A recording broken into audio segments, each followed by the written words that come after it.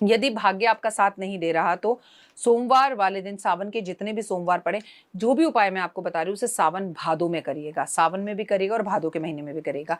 यदि आपका भाग्य चमक नहीं रहा तो सोमवार वाले दिन शिवलिंग पर जल चढ़ाएं और नंदी के पीछे वाले पैर को स्पर्श कर कर और मंदिर की चौखट को स्पर्श जरूर करके अपनी मनोकामना बोल दीजिए।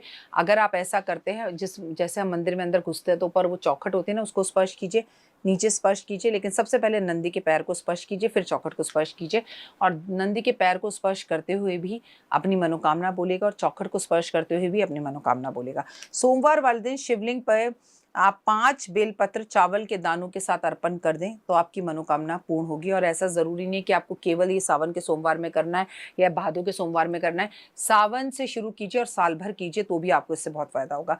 108 चावल के दाने गिनकर रख लीजिए और 108 ही होने चाहिए, चावल टूटे फूटे नहीं होने चाहिए। और सावन में हर रोज महादेव के मंदिर में जाकर अर्पण करिए और अपनी मनोकामना बोलिए तो देखिए आपकी मनोकामना कैसे पूर्ण होती है और आपके जीवन में चमत्कार होते हैं। शिवलिंग पर जल अर्पण करने के बाद खाली लोटा घर कभी नहीं लाना चाहिए।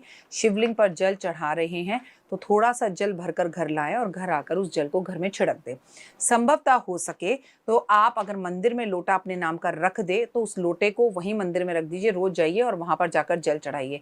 एक बात और याद रखना कि आप मंदिर में भी लोटे से जल चढ़ा कर आ रहे हैं तो मंदिर में भी लोटा खाली मत रख कर आइए, उसे भी भरकर रख कर आइए।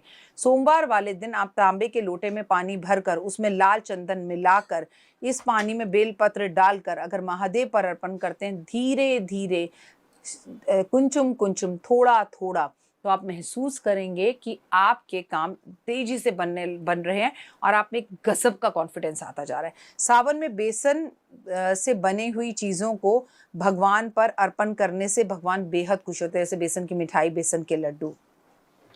सावन में बयाना निकालें अपनी बेटी का, आपकी बेटी की शादी हो गई है तो उसे हरी चूड़ियाँ भेजें, उसे घेवर भेजें उसके ससुराल में, उसके यहाँ पर राशन भेजें, सोना चांदी कपड़े भेजें।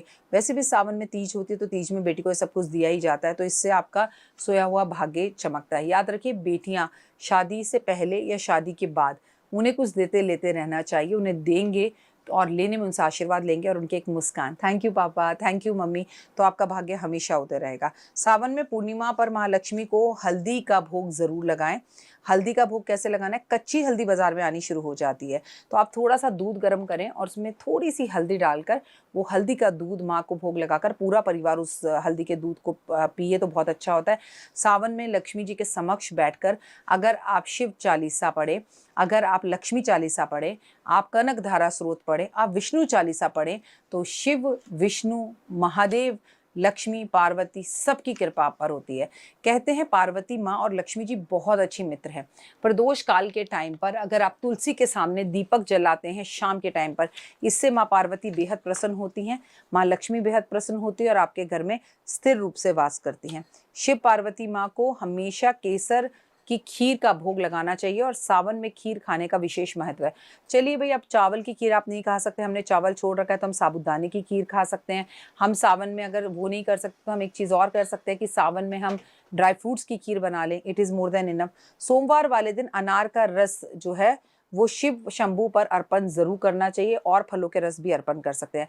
अगर घर में कलेश रहता है तो आपको अपनी बेटी से सावन के मास में अपने घर में एक तुलसी का पौधा लगवाना चाहिए और सुबह शाम उसमें दीपक लगाना चाहिए। सावन में अगर बेटी आपके घर में आती है तो उसके हाथ से गुलाबी कपड़े में थोड़े से अक्षत बंधवाकर अपनी चांदी के एक सिक्के के साथ अपने घर के मंदिर में रखवाने चाहिए। सावन में किसी भी गुरुवार को मंदिर में ब्राह्मण को पीले वस्त्र, पीले पुष्प, पीली मिठाई अर्पण जरूर करनी चाहिए। ऐसा करने से भी आपका सोया हुआ भाग्य जो है वो चमकता है। और सावन में किए गए दान पुण्य के बारे में आपको मैं जितना बताऊं उतना ही उसे आप कम समझिए, उतनी आपकी लाइफ में सक्सेस मिलती है। आप पूरे साल कुछ ना कर सकें पर सावन में अपने खाने पीने की और पहनने की कोई भी एक वस्तु जो है उसे ज़रूर छोड़ना चाहिए। जैसे मेरे साथ बहुत सारे लोग छोड़ते हैं, मैं डॉक्टर वायरा की सावन के पूरे 1 महीने में मैं पैरों में चप्पल नहीं पहनती हूँ और खाने में चावल को छोड़ती हूँ और ज़मीन पे सोना पसंद करती हूँ, बिस्तर को त्याग देती हूँ। आप भी ऐसा कर सकते हैं। आप इनमें से सब कुछ नहीं कर सकते तो कुछ एक कर सकते हैं। मुझे चावल बहुत पसंद है, हो सकता है आपकी खाने की कोई और चीज़ हो जिसके बिना आप ना रह सकते हो, भटूरे, जैसे कि पराठे, जैसे कि बैंगन। वैसे भी सावन में ज़मीन में उगी हुई चीज़ों को कम खाया जाता है, कम ग्रहण किया जाता है तो वो भी आपके लिए काफ़ी बेनिफिट वाला रहेगा। कुछ भी त्याग की भावना से करेंगे तो आपको ज़रूर कुछ मिलेगा। फिलहाल मुझे दीजिए इजाज़त, अपनों का रखिए खास ख्याल। अगर आप विदेश में हैं तो नाम धारण कीजिए, नमः शिवाय, नमः शिवाय, नमः शिवाय, ओम नमः शिवाय, शिवाय नमः, शंभु शंभु शंभु, हरिहर हरिहर हरिहर हरिहर हरिहर। आप सिर्फ नाम सिमरन करिए, नाम सिमरन से भी जीवन में सब कुछ मिलेगा।